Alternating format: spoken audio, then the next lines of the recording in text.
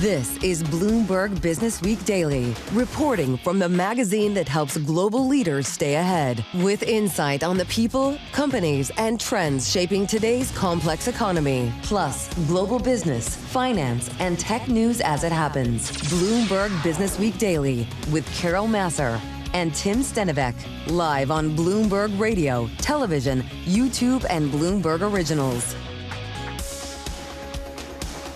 And good afternoon, everyone. Happy Friday to you all, live on Bloomberg TV, radio, streaming on YouTube and Bloomberg Originals. I'm Katie Greifeld alongside Bailey Lipschultz. We are in for Carol Massar and Tim Stenovec. It's Friday. It's the final trading day of the month. And 24 hours ago, Bailey, you and I were sitting here. We were looking at all-time highs on the S&P 500. A different picture today. No more. NASDAQ 100 down more than 1%, but volumes are still light. Yeah, still light, of course. Things get back to normal on Tuesday of this week, but we have a great show coming up for you on this Friday, August 29th. We start with a mixed consumer picture as the Fed's preferred inflation measure remains sticky. Consumer spending hits a new high. We'll break it all down with Claudia Sahm of New Century Advisors and Jayati Bharadwaj of TD joining to discuss that dollar weakness. Plus, Katie, we will have the latest out of D.C. as Fed Governor Lisa Cook sues President Trump. Bloomberg's Jordan Fabian has all the details after this morning's emergency court hearing. And later today, it's day 2 of Bloomberg Businessweek at the U.S. Open. We'll check in with Tim Stenovec and Molly Smith. All of that and more coming up. But first, a check on the day's trade and top business stories. Let's say hello to Charlie Pellet. Thank you very much, Katie Greifeld. Here's what's going on. Keeping an eye on shares of Kraft Heinz right now. The stock is advancing by 2.3%. Kraft turning positive as the Wall Street Journal says that the company is nearing a breakup announcement. We're monitoring the story. We'll have more details as they become available. But right now, we got Kraft Heinz up by just about 2.3%. The Dow, the S&P, NASDAQ all in the red right now. Traders driving stocks lower amid a sell-off in tech shares. As Bailey mentioned, the NASDAQ 100 index down 1.3%. S&P is lower by 44, down 0.6%, trading at 64.57. Keep in mind, yesterday we had that record close above 6,500. The Dow down 113, down 0.2%. NASDAQ, the composite index, down 1.2%. 10-year at 4.21% with a 2-year 3.62%. Gold up $27 the ounce, up 0.8%, while West Texas Intermediate crude just above $64 a barrel, down 0.9%. A major move to the downside for Bitcoin, 108,362 on Bitcoin. That is a drop right now of just about 3.2%. Dell, after earnings lower, the company booked fewer sales of AI servers than in the previous 3 months. Dell tumbling by 9.6%. Also after earnings, Marvell Technologies results featured a disappointing read on its data center business. Marvell plunging now by 18.2%. For on-demand news 24 hours a day, subscribe to Bloomberg News Now wherever you get your podcasts. I'm Charlie Pellet, and that is a Bloomberg Business Flash. All right, thank you for that update, Charlie Pellet. Let's get back to one of today's top story, and that is the U.S. consumer still spending even in the face of higher prices. We're joined now by Claudia Sahm. She is chief economist over at New Century Advisors. And Claudia, I mean, the word that I keep hearing to describe the PCE report that we got at 8:30 this morning is sticky. You think about core PCE on an annualized basis coming in at 2.9%. You think about core PCE on a monthly basis at 0.3%. It feels like that 2% target that the Fed wants to get to, it just remains elusive. Absolutely. You know, we are no longer making progress towards the Fed's 2% target. I mean, earlier in this year, you could still point to some progress. Right now, I say it's more that we've stalled out. And there has been a really robust conversation about tariffs and how this could be a temporary factor. I think you do see that in the goods inflation. I think it's going to take a long time for that to work its way out. That'll be a lift to inflation. To me, the part of the PC inflation in July that was really disconcerting was on the services side, and particularly the non-housing core services, what the Fed refers to as super core. We really looked like we were making some progress earlier this year, and it is just not. We're back up at a pace of inflation in those categories. It's just not comfortable, and you know, is not pointed in the right direction. And it's a lot harder there to point to tariffs. Claudia, not going in the right direction. Is the environment ripe for a rate cut at next month's meeting then? So I thought Chair Powell did a really good job last Friday at Jackson Hole outlining the risks to the economy. And this is a challenging economic environment. The dual mandate is in tension. There are reasons to expect inflation to go even higher from where it is right now.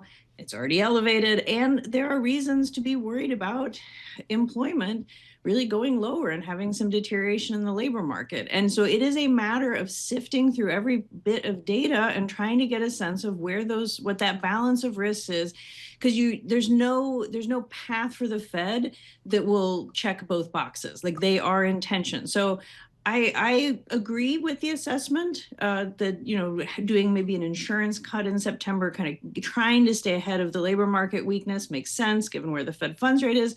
But I don't see the case to be signaling, like Fed Governor Waller did last night, that we're like lining up a whole sequence of cuts. I have a feeling we're going to be like in this back and forth push and pull of the inflation employment data probably through the end of this year.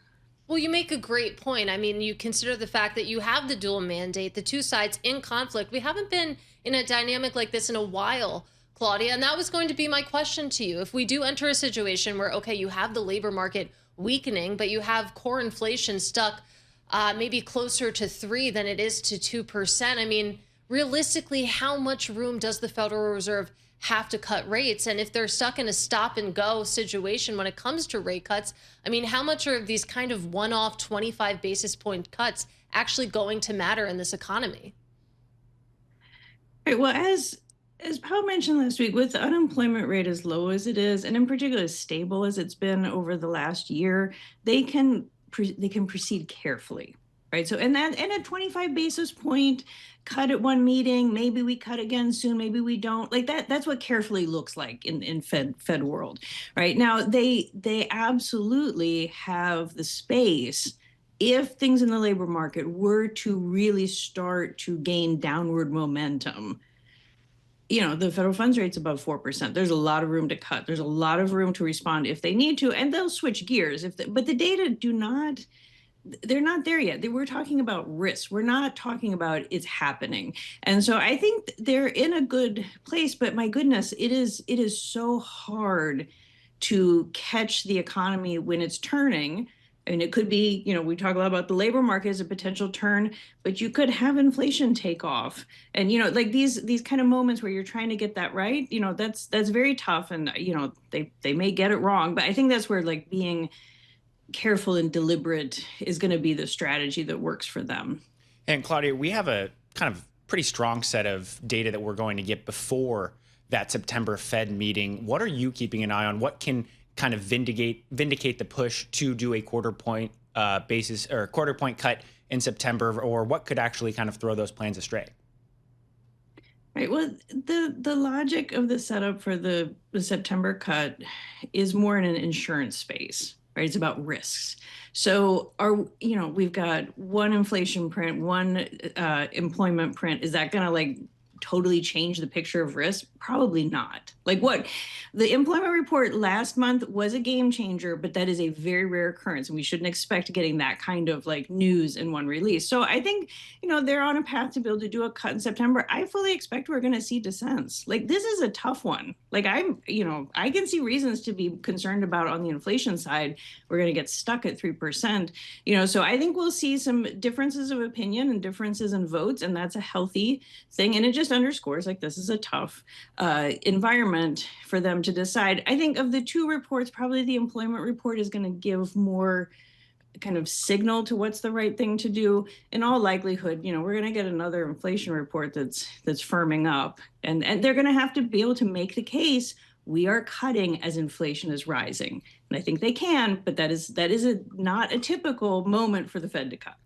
And of course, all eyes on the Fed at that FOMC meeting next month, not just for the rate decision, but also for the politicized nature of what's going on at the Federal Reserve right now, Claudia. And you think about what's unfolding right now in D.C. We know that Fed Governor Lisa Cook has sued President Trump over his attempt to oust her from her position right now. And Claudia, I mean, we've been discussing with each other what's going on when it comes to this administration, the pressure that it's trying to exert on the central bank. What sticks out to me is the apparent non-reaction that we're seeing in markets right now. I keep hearing that the worst case scenario is we end up in a situation that pressures the long end higher. But Claudia, we're just not seeing that kind of stress come through.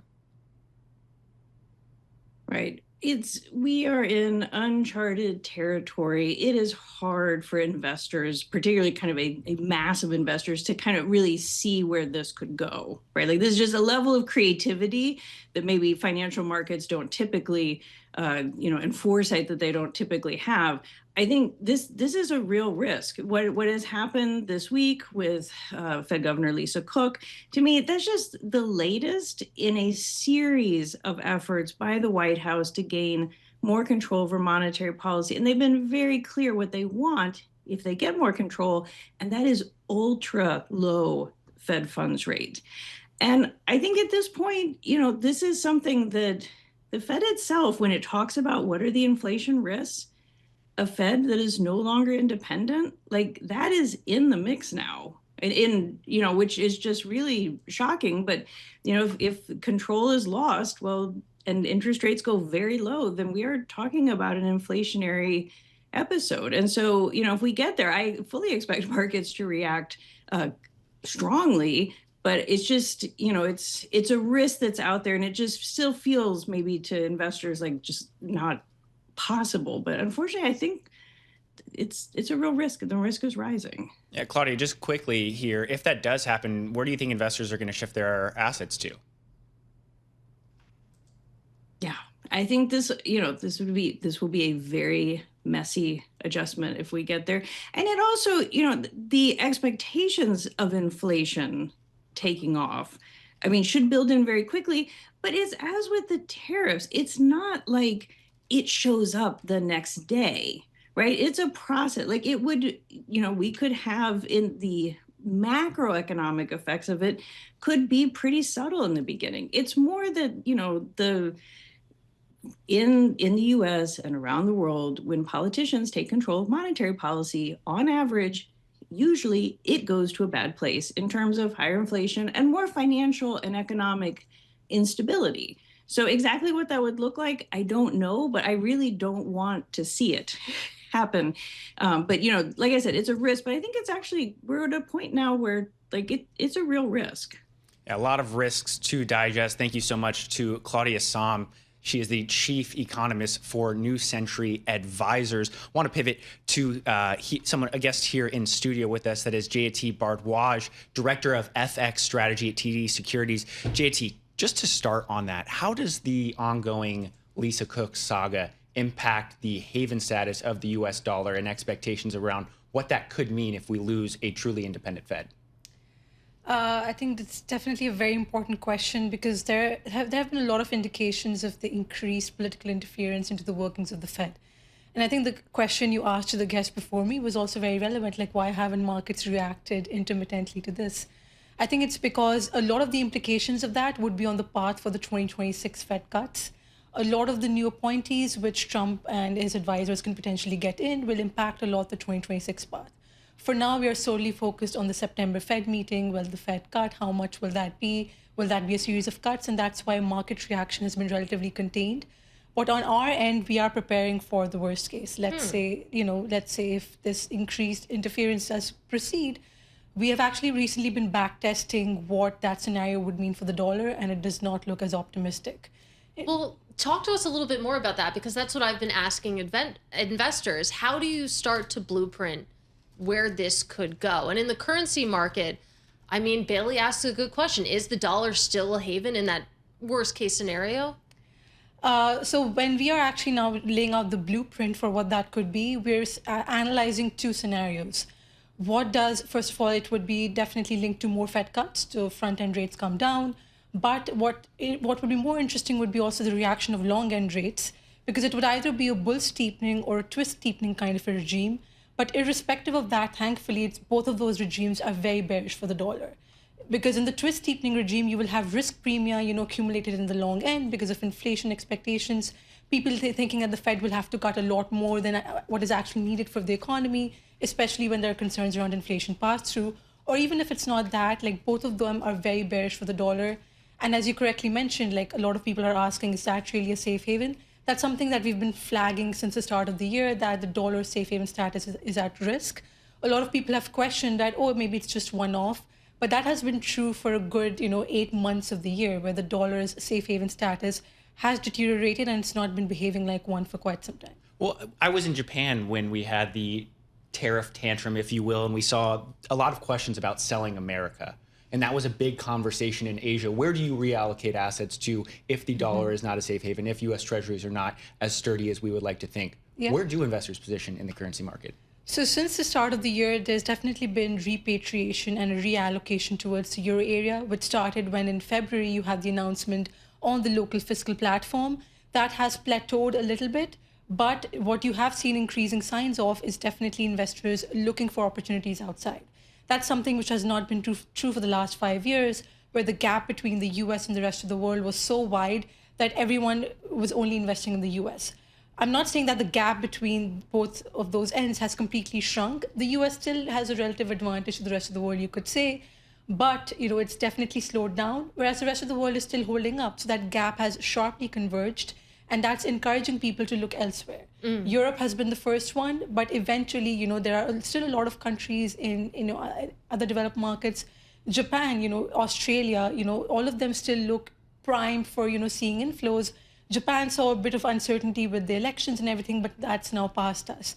Similarly, we're all waiting for the trade deal with China to be announced, which will start bringing in capital allocation back to Asia, even Australia, and that should also uplift that region. But that's definitely something which we see playing out, in the next few quarters. It's interesting because it's a similar story in the equity market as well. Investors have been looking outside just the U.S. option. We know that European equity markets have been on a tear as well. It's slightly different in FX because it truly is a zero-sum game when you're talking about the different currency pairs. I want to talk about what could possibly replace the US dollar as a reserve currency, though, because I started here as a currency reporter back in 2016. And this was an article you wrote, I don't know, once a year. Are we seeing truly the end of the US dollar being the reserve currency? The answer was always no. But the reason why was because what is the alternative? What truly could be the alternative to the US dollar when it comes to reserve currency status? Because you look at some of the options and there's just a lot of reasons that point back to the greenback. I think that's definitely the question of the year, I would say, and, very topical. And absolutely, whenever people have tried to answer that question, what they have done is looked at the dollar's holdings at the central banks around the world. That actually has been shrinking and falling lower for the last decade, or in fact, more than a decade. But that to me was never the sign of the dollar's overvaluation or strength. It was always the strength and resilience of US assets and the massive investment of the global investors and money managers of the world purely in US equities. The dollar's overvaluation and safe haven status has, I think, gone one-on-one with US equity dominance a lot more than just, central banks holding dollar reserves, especially in the last few years. And that all is definitely starting to see, meaningful cracks. You're absolutely right in saying that, you cannot definitely point to one candidate currency. Euro comes close, right? But it's not a resounding yes that you can go out and declare that euro will be the next safe haven. It's definitely the next prime candidate, but at least you will bring everyone to a level playing field. It will be a much more level playing field than it has been. All right, Jayati, great to get some time with you. That is Jayati Bharadwaj she is director of FX over at TD Securities. We're just getting started. This is Bloomberg. In case you missed it, our latest Businessweek Daily podcast features Google's Cloud Yasmin Ahmed on how generative AI is impacting data scientists and developers. Download it now at Bloomberg.com or wherever you get your podcasts. Coming up on Bloomberg Businessweek, we're talking all things DC, a lot going on with Lisa Cook, and uncertainty around the economic picture after some eco data. This is Bloomberg.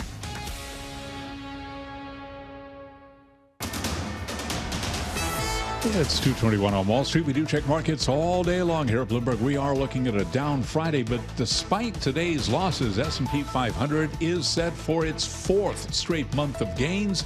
Also, expectations do remain that the Fed will cut rates twice this year, beginning as soon as next month, September. Traditionally a rocky month for the U.S. equity market right around the corner. Right now, we have got the S&P 500 index lower, tech leading the way down. S&P down 46 at 64.55. Now, keep in mind, this time yesterday we had the S&P trading above 6,500 at a record, but a pullback today down 0.7%. Dow Industrials at 45,502, down 0.3%, and NASDAQ down 1.2%. The NASDAQ 100 index down 1.3%, and the Mag 7 index down 1.3%. I mention that because Nvidia is down now by 3.7%. 10-year at 4.22%, with a 2-year 3.61%. Gold is up 0.8%, 34.43 the ounce. And West Texas Intermediate crude down 1%, 63.97 for a barrel of WTI. Bitcoin now at 108,225. Bitcoin now down by 3.3%. Caterpillar shares, they are trading lower today by 4.2%, only weeks after its last quarterly report. Caterpillar is warning investors it now expects tariffs to have an even greater impact on its business. Caterpillar down by 4.2%. For on-demand news 24 hours a day, subscribe to Bloomberg News Now wherever you get your podcasts. I'm Charlie Pelleton. That is a Bloomberg Business Flash. Thank you, Charlie. I'm Bailey Lipschultz alongside Katie Greifeld, filling in for Carol Masser and Tim Stenovec. Katie, a slow summer trading Friday. We've got markets lower, but volumes much depressed relative to where they have been in the last, call it, 100 days. But there is a lot going on in D.C. So right now we are joined by Bloomberg News White House editor Jordan Fabian, joining us from the D.C. Bureau. Jordan, we had an emergency court hearing around the kind of back and forth between Federal Reserve Governor Lisa Cook and President Donald Trump trying to fire her. What did we learn from that? It lasted more than 90 minutes, but we didn't have a ruling. What happened? What's going on? What's next? That's right. No decision made in that hearing. The judge in that case wants filings again by Tuesday, so after Labor Day, and presumably they would want a decision on her job status after that, given we're in this period of limbo. Both sides, both the government and Lisa Cook's attorneys, argued vociferously about the case. What's interesting was that they didn't really say that the veracity of the allegations mattered. You had Lisa Cook's attorneys saying that whatever the allegations might be, they occurred before she was nominated to be on the Federal Reserve Board, and thus should not be seen as the cause to remove her from office. And then you had the government arguing, well, Donald Trump can decide whatever the cause is, and that's not up for judicial review. And so in his view, a simple allegation could be grounds to fire her, and that should not be for the court to decide. And so we'll see what the judge has to say about all of that.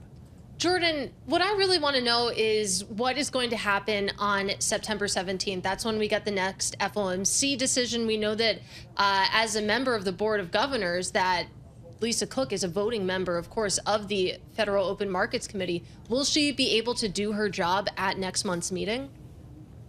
That's the big question. And today they talked about whether there would be a temporary restraining order on this move by President Trump, or would there sort of be consideration of a longer injunction. And I think they tended toward the latter, given that longer injunction would provide more certainty over the course of months while this case plays out, Katie. And I think that they would want some sort of decision by the 17th, given that timing for the FOMC meeting.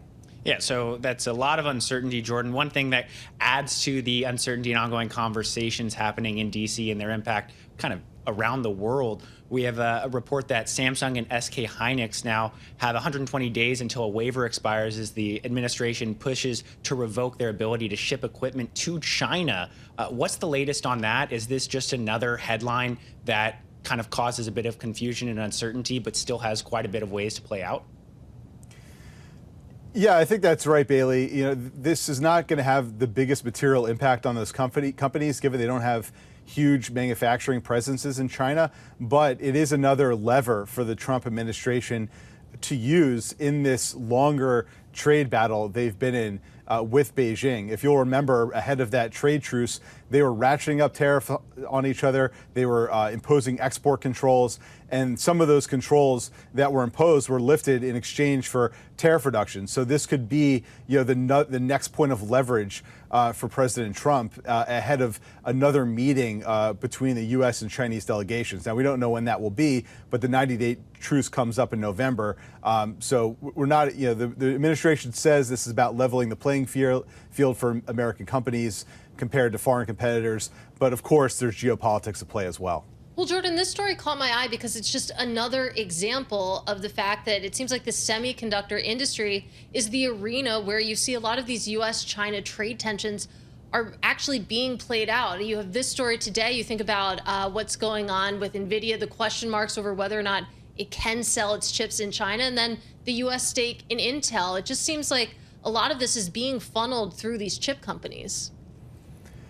Absolutely. A lot of uncertainty there. And, for good reason, the administration, views the semiconductor industry as perhaps the crucial, national security relevant industry, given the U.S. ambition on AI and their desire to outcompete China in that area. So they want to do everything they can to, wall that off from Chinese competition. But it is creating all this uncertainty. And I will also mention, in addition to all those things you mentioned, Katie, there is the upcoming semiconductor Section 232 tariff that is yet to be announced. Trump has said there would be some kind of exemptions for companies that are manufacturing in the United States, but we don't know yet what that's going to look like. So that's more uncertainty on top of all those other things that these executives have to contend with.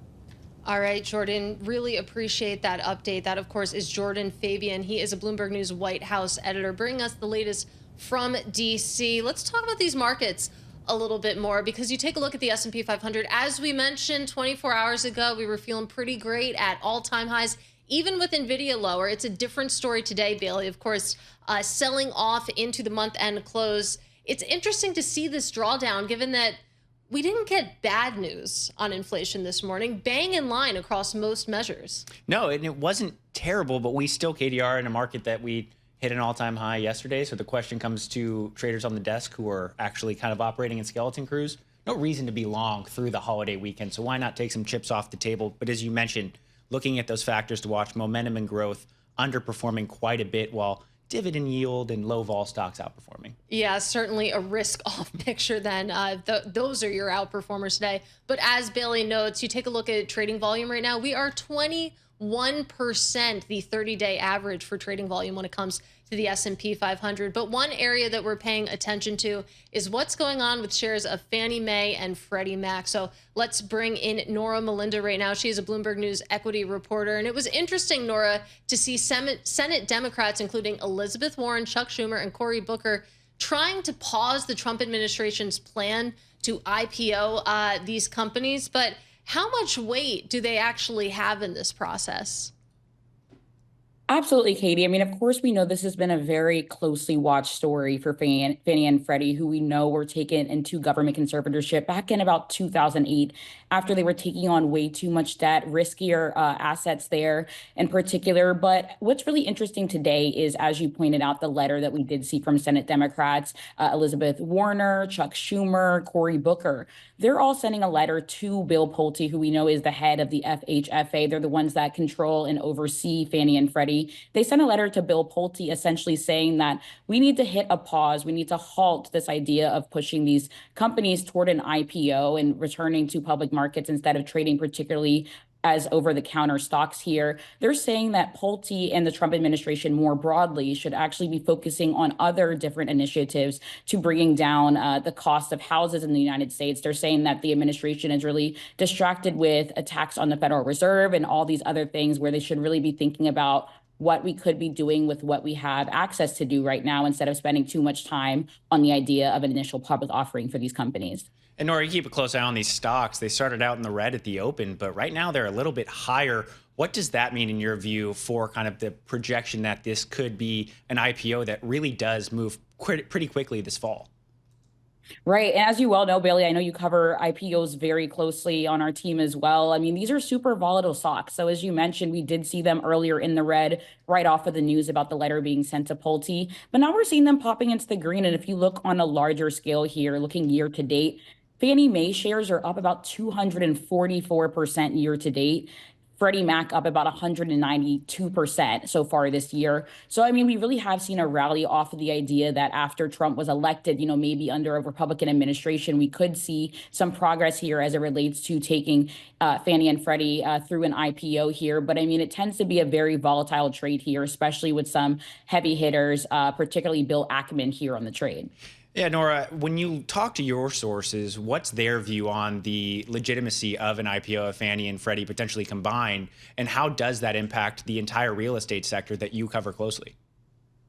I think that's part of what is also getting a lot of the attention. I mean, as I've been speaking to sources, this is a really complicated process here, especially because we know that these were companies that used to trade on a major exchange, and of course now they're trading under pink sheets here. But as we bring them back into this idea of potentially bringing them in as an IPO, it's really a complicated process. I mean, there's a lot of intricacies that are needed. It sounds that, Trump's approval is actually going to be something that's super essential in getting this done. But we did see PIMCO even warning that a potential Fannie and Freddie IPO here could essentially roil the MBS market, also just lifting mortgage rates. That's really been a concern that I've been hearing from my sources more broadly.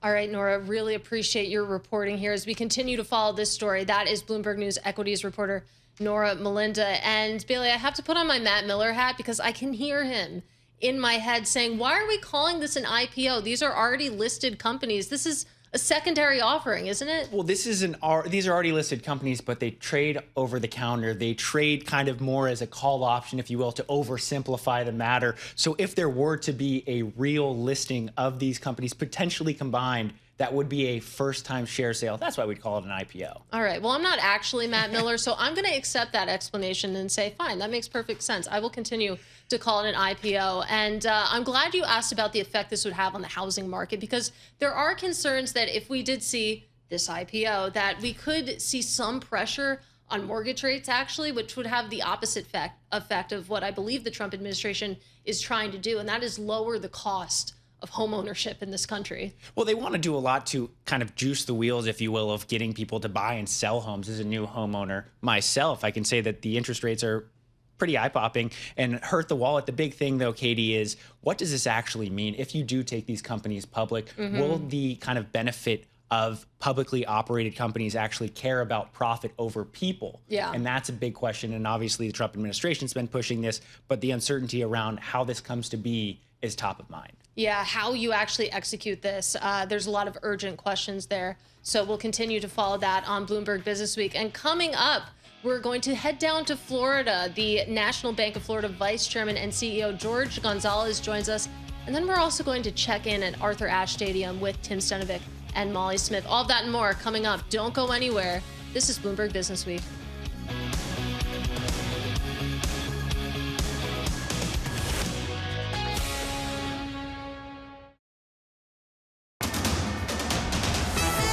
It's 2:40 on Wall Street. We do check markets all day long here at Bloomberg. 1 hour, 20 minutes to go until we wrap up the trading month of August. It is on to the often rocky month of September. We have got stocks lower across the board right now. Tech shares selling off. Let's begin with NASDAQ and the NASDAQ 100 index right now. The NASDAQ Composite Index down 1.2%, down 265. The NASDAQ 100 index down 1.3%, keeping it all in context. We got the S&P down 45.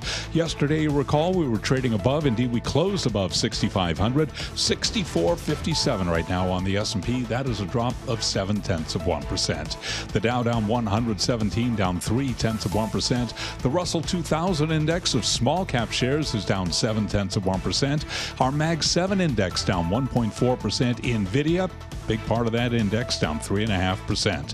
10-year, 4.22%, with a 2-year, 3.61%. Gold is up $27 the ounce at $34.44, up now by 0.8%. A retreat for crude just above $64 a barrel, down 0.9%. And a sell-off for Bitcoin down 3.4%, now at 108,152 on Bitcoin.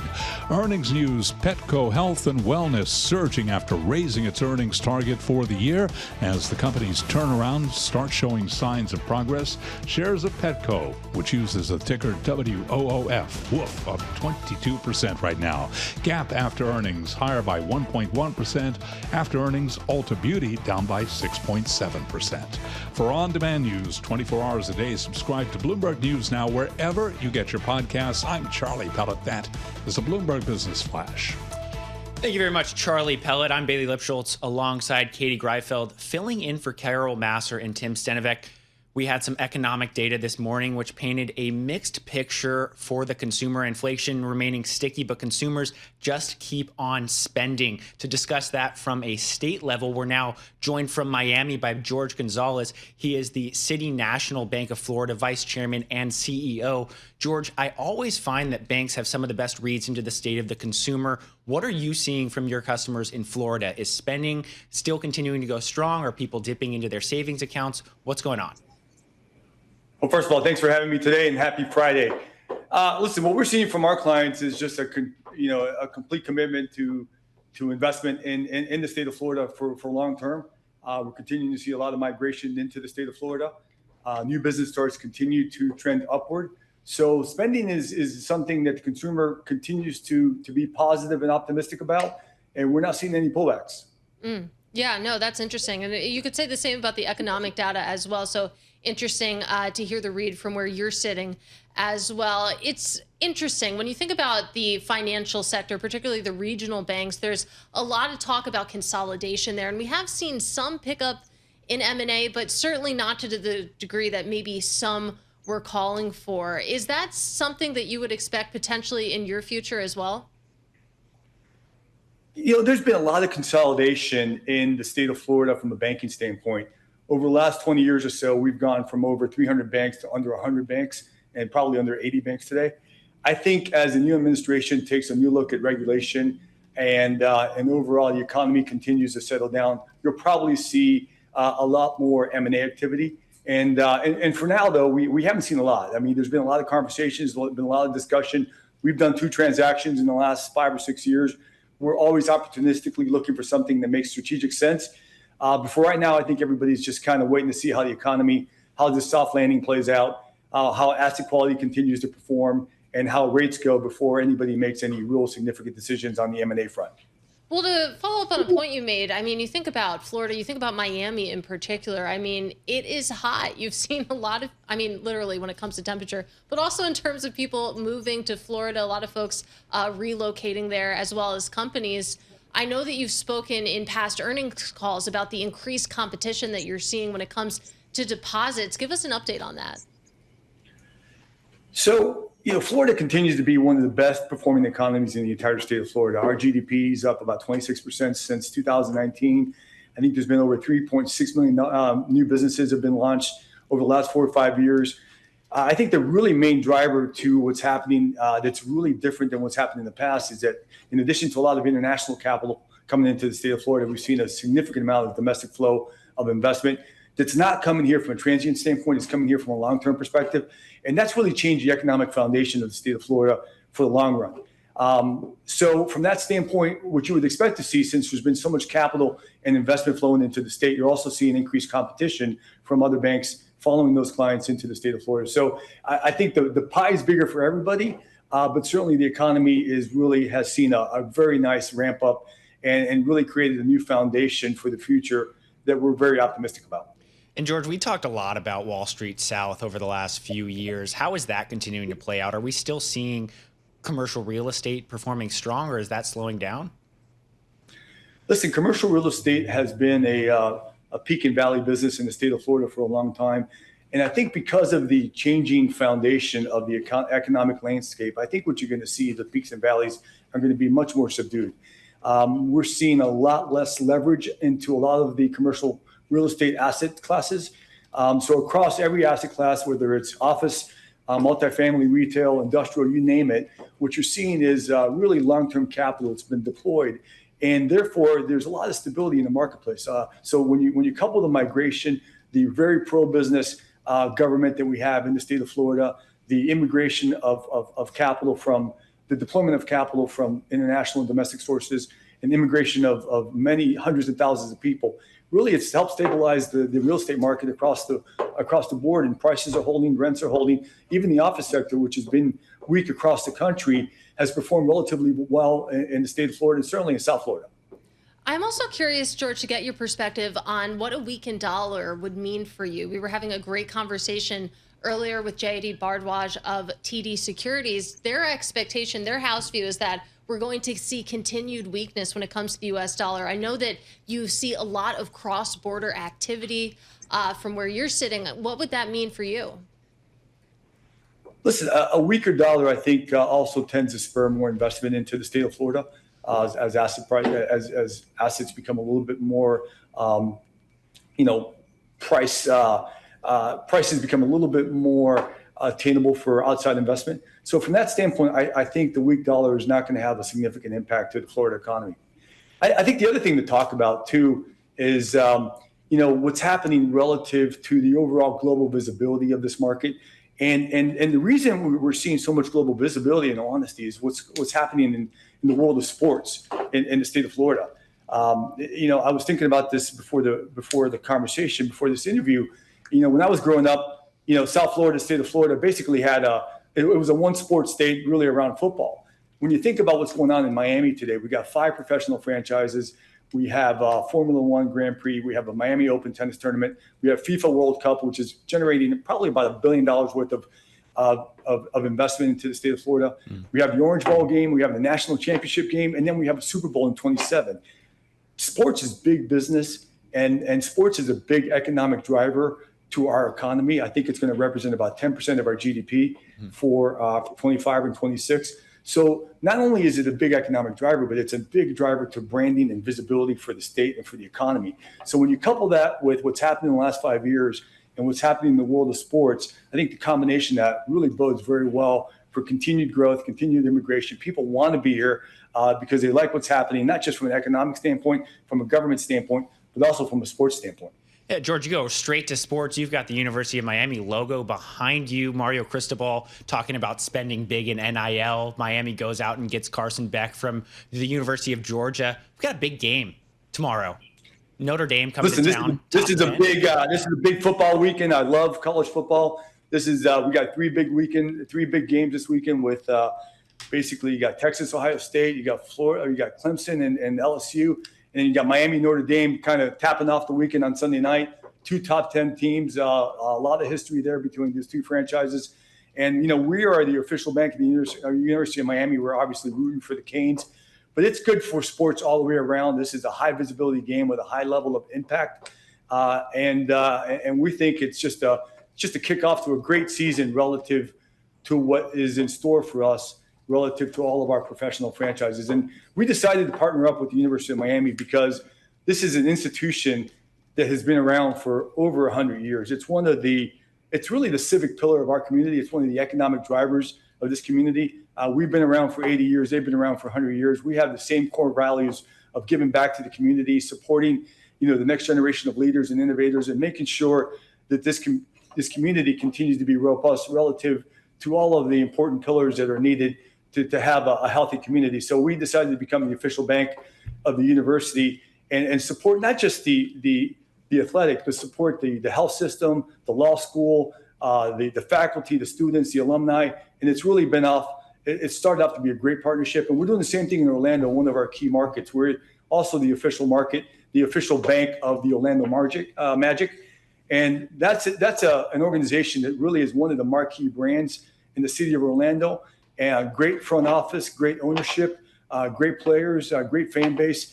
And we've realized that when we partner up with organizations like the U and like the Orlando Magic, it really does great things for our brand, our visibility, and it allows us to activate those partnerships in a way that we provide our clients access to things that they can't buy with just money. And it's really proven to be very successful partnerships on both ends.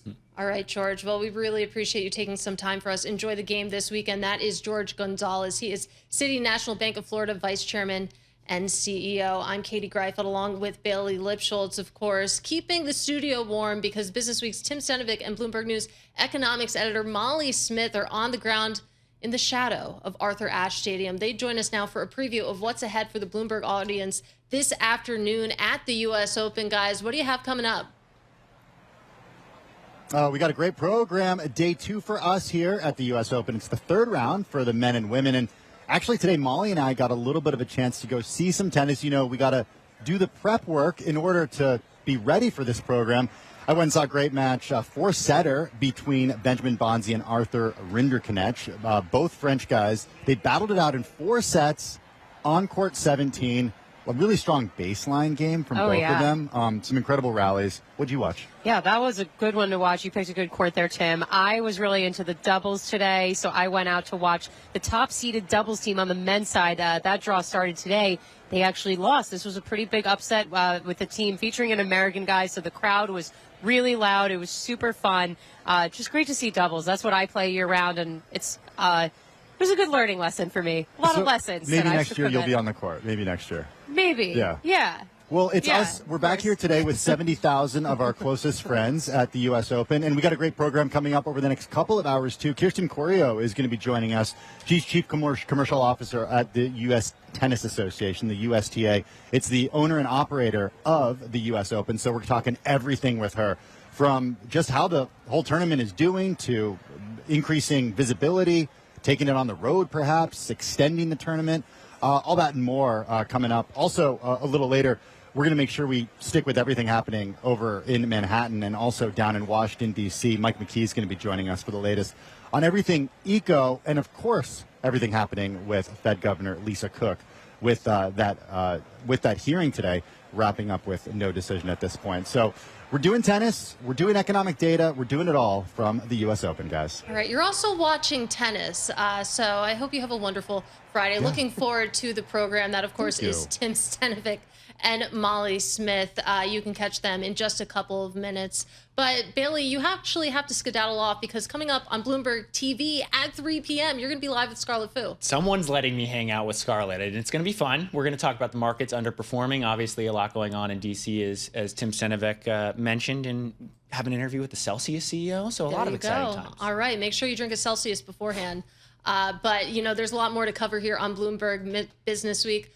Let's take a look now at some stocks on the move today. I'm Katie Greifeld, and we're joined by managing editor for Bloomberg Markets Live blog, Kristine Aquino. Kristine, what do you have an eye on? Well, Katie, I'm taking a look at Kraft Heinz this afternoon. We did have some breaking news from the Wall Street Journal. So Kraft Heinz, ticker KHC, we're seeing those shares actually picking up some momentum, up 1.2% at the moment. And that is because Wall Street Journal reported that it is closing in on a plan to break itself up, according to sources. So remember, we did get reports earlier in July. Bloomberg News reported that there was a plan being put into place to break up the company, and they were weighing whether to spin off a large part of its grocery business into a new entity. So the latest from the Journal is that that transaction could be finalized and announced as early as next week. But of course, with any M&A deal, we know that it could still be subject to change and timing could still be different at the last minute, but that is the reporting at the moment.